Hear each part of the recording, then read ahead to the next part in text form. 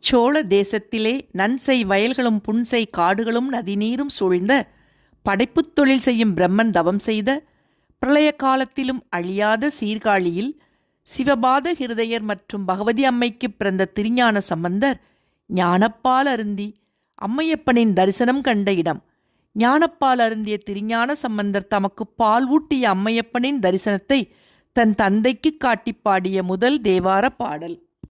தோடுடைய செவியன் விடை ஏறியோர் தூவன் மதி சூடி காடுடைய சுடலை போடி பூசியன் உள்ளங்கவர் கள்வன் ஏடுடைய மலரான் முனை நாட்பணிந்தேத்த அருள் செய்த பீடுடைய பிரமாபுரமேவிய பெம்மானிவனன்றே பீடுடைய பிரமாபுரமேவிய பெம்மானிவனன்றே.